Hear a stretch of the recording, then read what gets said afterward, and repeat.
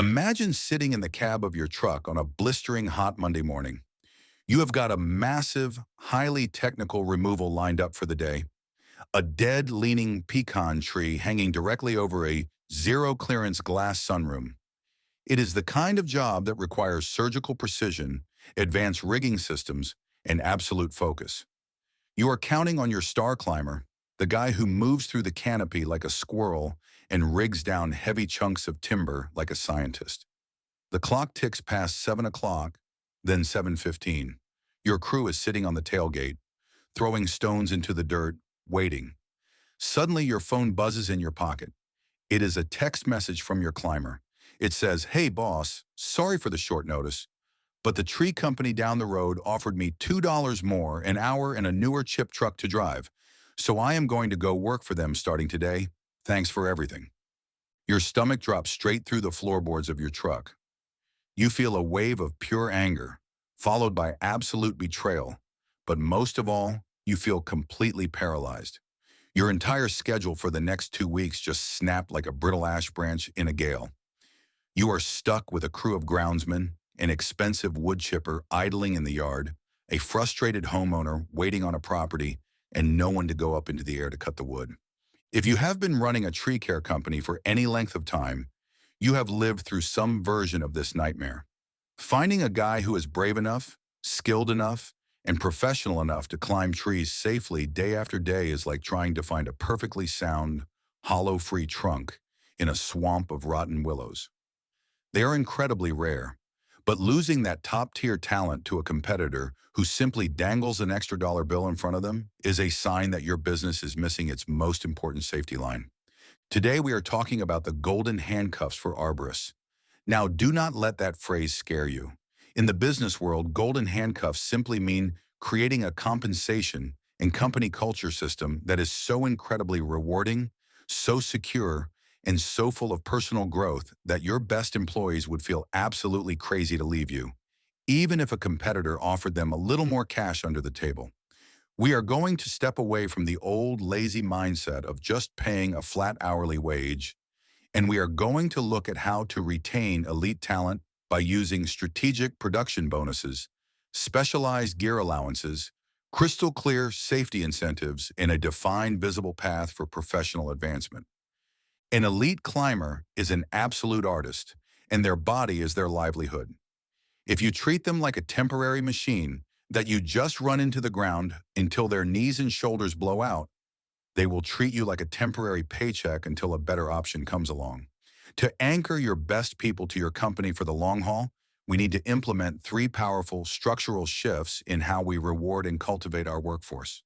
The first major shift is sharing the fruit of the canopy through production bonuses and gear allowances. Let us look at a standard hourly wage system. If you pay your lead climber $30 an hour, his financial incentive is actually upside down. Think about it. If he bustles his butt, organizes the ground crew perfectly, and finishes a massive removal by noon, he only gets paid for 5 hours of work. He just cost himself money by being highly efficient.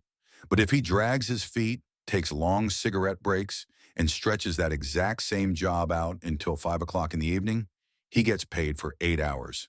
An hourly wage system naturally incentivizes slow, sluggish production because your guys are swapping their time for your dollars. You need to flip that dynamic on its head by setting up a clear production bonus system. Go back to your estimation formula that we mastered in our earlier episodes. You know exactly how many hours a job should take, and you know what your target daily revenue needs to be to hit your profit margins. Let us say your crew's daily revenue target is $3,000. Create a system where every single dollar the crew generates over that $3,000 baseline inside a standard week gets split, and a percentage goes directly into a bonus pool for the crew. Suddenly, your lead climber isn't just watching the clock. He is watching the production flow. He is sharpening chains faster. He is organizing the drop zone before the limb even hits the ground. And he is pushing the crew to finish 2 jobs a day instead of 1, because he knows that high efficiency means a massive bonus check in his pocket on Friday. On top of production bonuses, you need to implement a dedicated gear allowance. Tree climbers are absolutely obsessed with their gear.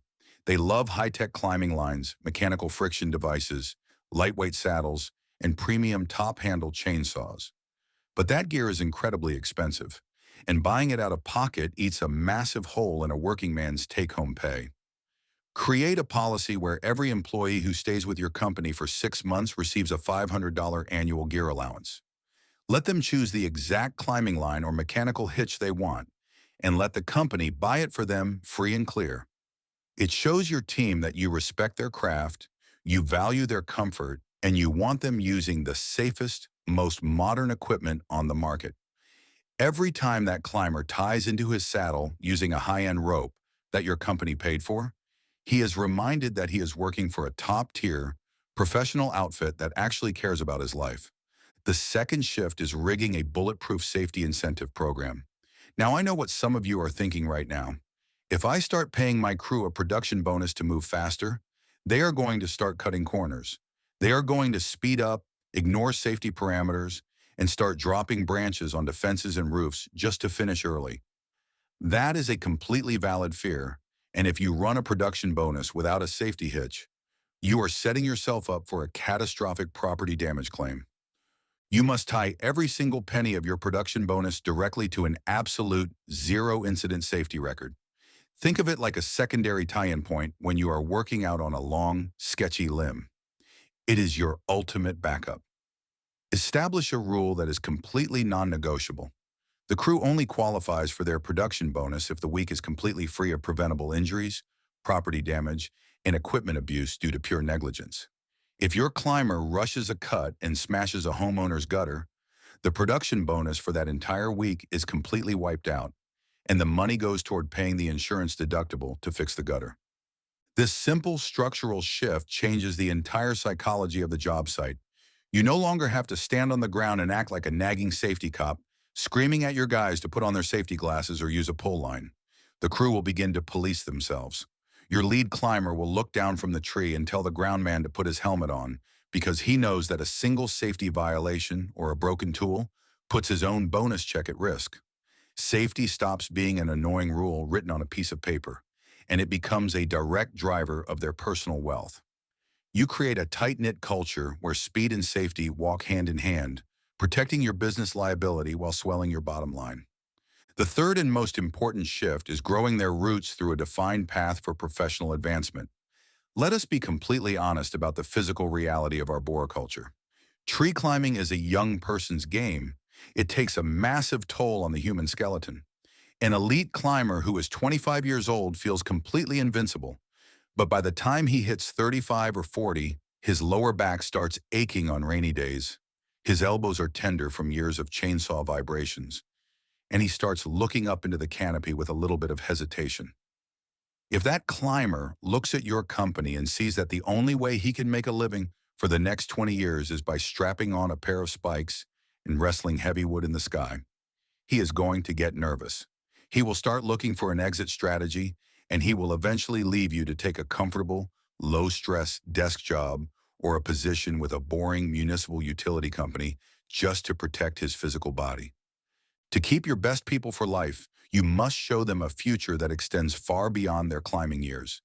You must show them a clear ladder of professional advancement within your organization.